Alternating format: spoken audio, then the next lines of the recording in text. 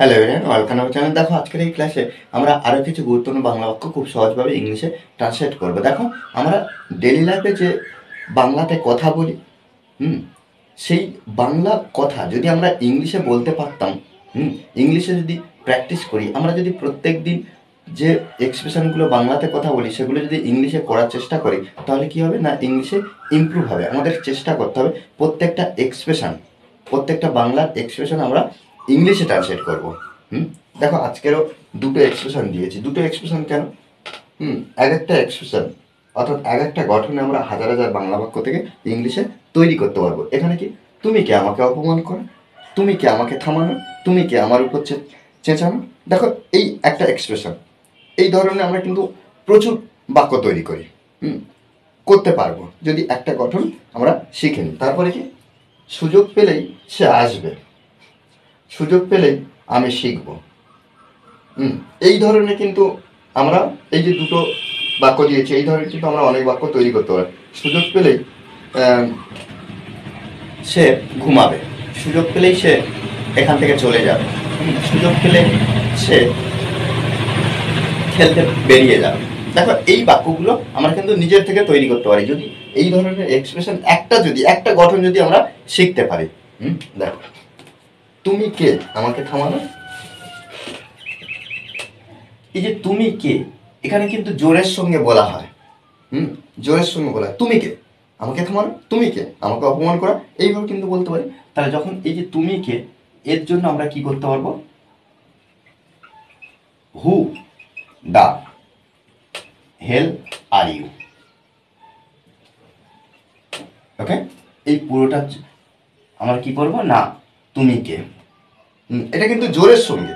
আমরা তুমিকে কিন্তু অন্যভাবে আমরা ইংলিশ তৈরি করতে পারি, কিন্তু তুমিকে আমাকে থামানোর এই যে জোরের সাথে তাকে ধমক দিয়ে বলা হচ্ছে, ওই জন্য আমরা কি করছি না, হু the hell are you, who the hell are you,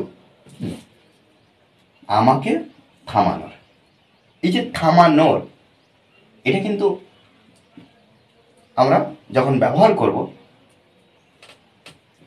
verb, তার আগে কি করব না, টু বসাবো। তাহলে এখানে কি, টু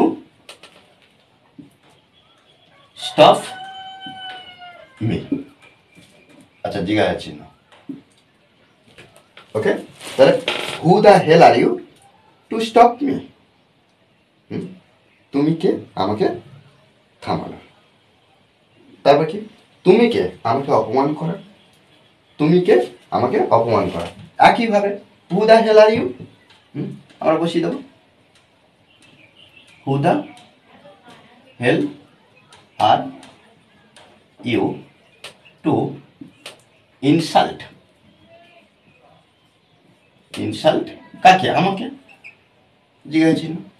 ওকে, দেখো এইভাবে কিন্তু আমরা প্রত্যেকটা এক্সপ্রেশন, প্রত্যেকটা এই ধরনের বাক্য আমরা এই গঠনে তৈরি করতে পারবো। তারপর দেখো, তুমি কে তার উপর চেঁচানো, তাহলে এখানে আমরা একইভাবে হু দা হেল আর ইউ, এরপরে কি আমরা এই যে চেঁচানো, এটা verb, to shout, SHOUT, shout, তার উপর অন হিম ব্যবহার করতে পারি। ওকে, এই এক্সপ্রেশন পেলে আমরা এইভাবে ট্রান্সলেট করব। পরেরটা কি, সুযোগ পেলেই সে আসবে, এই বাক্যটা আমরা কিভাবে করব, এই যে সে আসবে, সুযোগ পেলেই আমি শিখবো, আমি শিখবো, এটা এই যে এক্সপ্রেশন আমরা কি করব না, আগে ট্রান্সলেট করব। সে আসবে, সাধারণ একটা সিম্পল বাক্যে আমরা এটা তৈরি করব, সে, হি বা সি, আমরা দুটোর মধ্যে যে কোনো একটা ব্যবহার করতে পারি। সে আসবে, আশা, আশা ইংরেজি আমরা জানি, আসবে, ব, লাস্টে ব আছে, এই যে বর জন্য আমরা কি করব, শ্যাল বা উইলের মধ্যে যে কোনো একটা আনবো, হি উইল কাম, সে আসবে, সে আসবে।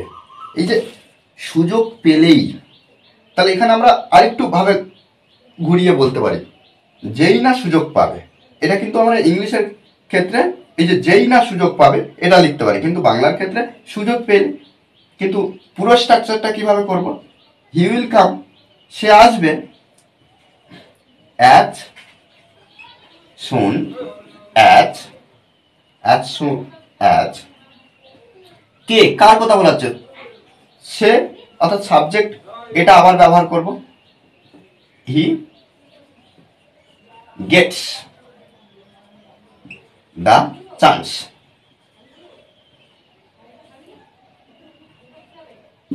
ওকে,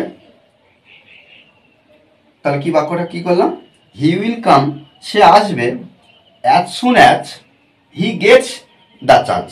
এইভাবে কিন্তু প্রত্যেকটা বাক্য ট্রান্সলেট করব। এখানে আমরা সাবজেক্ট অনুযায়ী কিন্তু আমরা গেট, কখনো গেট ব্যবহার করব, কখনো গেটস ব্যবহার করবো, এটা কিন্তু আমাদের জানা আছে।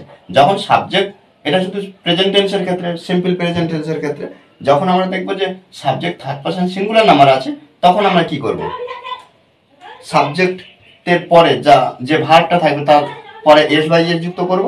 আর যদি সাবজেক্ট যদি প্লুরাল বা থার্ড পারসন সিঙ্গুলার নাম্বার না হয়, মেন ভার্বটা বসিয়ে দেবো, অর্থাৎ কোনো এস বাই এস যুক্ত করব না। তারপর চান্স, দ্য চান্স, সুযোগ, সুযোগ পেলেই আমি শিখব। তাহলে একইভাবে আমি শিখব, I will learn, I will learn, আমি শিখব, কি সুযোগ পেলে, as soon as, as soon as I get the chance. Okay, দেখো এইভাবে কিন্তু আমরা সুন্দরভাবে এক একটা এক্সপ্রেশন নিয়ে সুন্দরভাবে আমরা ইংলিশে ট্রান্সলেট করব। শুধু একটা কথা মনে রাখতে হবে, আমাদেরকে অনবরত প্র্যাকটিস করতে হবে। প্র্যাকটিসের বিকল্প কিন্তু কিছু হয় না। যত প্র্যাকটিস করবো তত নতুন নতুন বাংলা বাক্য খুব সহজে আমরা শিখতে পারবো, আয়ত্ত করতে পারবো।